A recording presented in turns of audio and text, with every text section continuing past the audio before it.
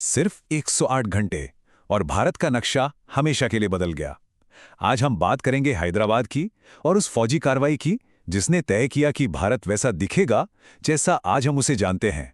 इस पूरी कहानी के केंद्र में हैं ये जनाब मीर उस्मान अली खान, हैदराबाद के 7वें और आखिरी निज़ाम। टाइम मैगजीन ने इन्हें दुनिया का सबसे अमीर इंसान बताया था, लेकिन आदतें बड़ी ही अजीब थीं।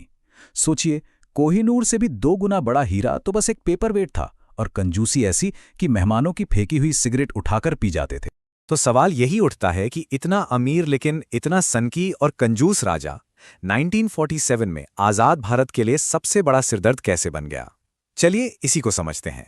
कहानी की शुरुआत होती है भारत की आज़ादी के ठीक बाद निज़ाम के उस अजीबोगरीब साम्राज्य से। जरा भारत के नक्शे को दिमाग में लाइए। हैदराबाद ठीक बीचों बीच भारत के पेट में एक जख्म की तरह था। कोई छोटी मोटी जगह नहीं, फ्रांस जितना बड़ा देश।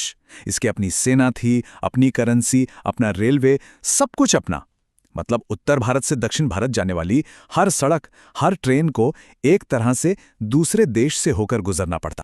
और इस खतरे की गंभीरता को दिल्ली में बैठा एक शख्स खूबी समझ रहा था, सरदार वल्लभ भाई पटेल। उन्होंने साफ साफ कहा था, हैदराबाद भारत के पेट में कैंसर है और अगर इसका ऑपरेशन नहीं हुआ तो ये पूरे शरीर को तबाह कर देगा। अब ये जो सियासी खींचतान चल रही थी ना, इसे एक खूनी संघर्ष में बदल दिया। एक बेरहम संगठन ने, जिन्हें दुनिया रजाकारों के नाम से जानती थी। तो आखिर ये रजाकार थे कौन? देखिए, सीधी सीधी बात करें तो ये थे निज़ाम के वर्दीधारी गुंडे, करीब 2 लाख की तादाद में। और इनका सरगना था कासिम रिजवी, एक वकील जो अपने जहरीले भाषणों से इतना ताकतवर हो गया था कि निज़ाम तक उससे कांपते थे। इनका बस एक ही काम था, आतंक फैलाना, ताकि कोई भी भारत से जुड़ने की हिम्मत ना कर सके। रिजवी का दुस्साहस तो देखिए। एक रैली में उसने तलवार लहराते हुए सीधे सीधे दिल्ली को धमकी दी। कहा, हम सिर्फ हैदराबाद पर राज नहीं करेंगे, हम दिल्ली के लाल किले पर भी अपना झंडा फहराएंगे। ये सिर्फ धमकी नहीं थी, ये खुलेआम जंग का ऐलान था। रज़ाकारों की इस हैवानियत को समझने के लिए हमें एक नौजवान पत्रकार शोएबुल्लाह खान की कहानी जाननी होगी। एक बहादुर इंसान जो अपने अखबार में लगातार लिख रहे थे कि हैदराबाद का भविष्य भारत के साथ ही है। कासिम रिजवी ने उन तक पैगाम भिजवाया। धमकी बिल्कुल सीधी थी, लिखना बंद कर दो वरना जिस हाथ से लिखते हो वो हाथ काट दिया जाएगा। लेकिन शोएबुल्लाह खान डरे नहीं, वो लिखते रहे। और फिर 22 अगस्त 1948 की वो रात आई जब शोएब अपने दफ्तर से घर जा रहे थे। रज़ाकारों ने उन्हें घेर लिया। पहले उन्होंने उनका वही दाहिना हाथ काटा और फिर उन्हें गोली मार दी। इस एक हत्या ने पूरे भारत में आग लगा दी। अब पानी सिर से ऊपर जा चुका था। लेकिन कहानी में एक और पेंच था। जो कुछ भी सामने हो रहा था वो तो बस ट्रेलर था। असली खेल तो पर्दे के पीछे चल रहा था, एक जासूसी का खेल। इस जासूसी के खेल में 2 किरदार आमने सामने थे। एक तरफ थे के.एम. मुंशी, हैदराबाद में भारत के एजेंट जिन्हें निज़ाम ने नज़रबंद कर रखा था। वो सब्जियों की टोकरियों में, धोबी के कपड़ों में खुफिया रिपोर्ट सरदार पटेल तक पहुंचाते थे। और दूसरी तरफ था सिडनी कॉटन, एक ऑस्ट्रेलियन पायलट जो रात के अंधेरे में पाकिस्तान से रज़ाकारों के लिए हथियार तस्करी करके लाता था। हालात अब हाथ से निकल रहे थे। के.एम. मुंशी ने पटेल को अपना आखिरी और सबसे जरूरी संदेश भेजा। सिर्फ एक लाइन का संदेश था, फोड़ा पक चुका है, अब और इंतजार मत कीजिए। और इसी संदेश के साथ घड़ी की सुइयां तेजी से घूमने लगी।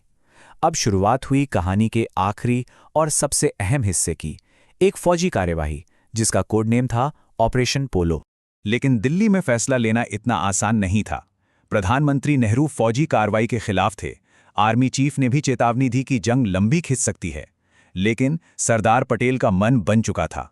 उन्होंने साफ कहा, अब बात करने का वक्त खत्म हो गया। और फिर जो हुआ उसकी किसी को उम्मीद नहीं थी।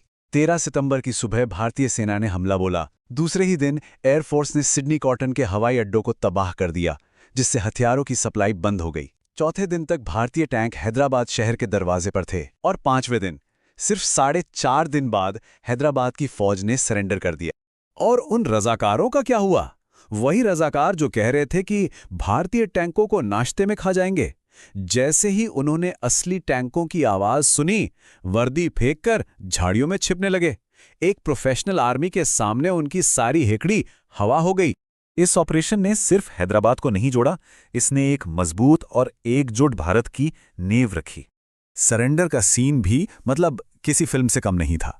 हैदराबाद के आर्मी कमांडर जनरल एल ईदरूस इतने टेंशन में थे कि जिस 1 घंटे में सरेंडर की शर्तें तय हो रही थीं, उस 1 घंटे में उन्होंने पूरी 17 सिगरेट पी डाली। और फिर वो पल आया जो इतिहास में दर्ज हो गया। दुनिया का सबसे अमीर आदमी हैदराबाद का निजाम भारतीय जनरल के स्वागत में सिर झुकाए खड़ा था। कुछ दिन बाद सरदार पटेल आए तो वही निजाम उनके सामने हाथ बांधे खड़ा था। निजाम का राज हमेशा के लिए खत्म हो गया था। तो कहानी के इन बड़े किरदारों का आखिर हुआ क्या? खैर, निजाम से सारी ताकत छीन ली गई।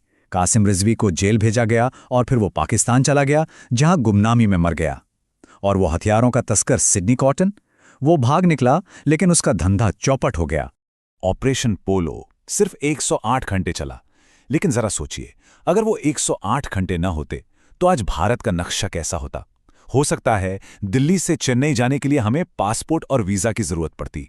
ये सिर्फ एक फौजी जीत नहीं थी, ये एक अखंड भारत के विचार की जीत थी।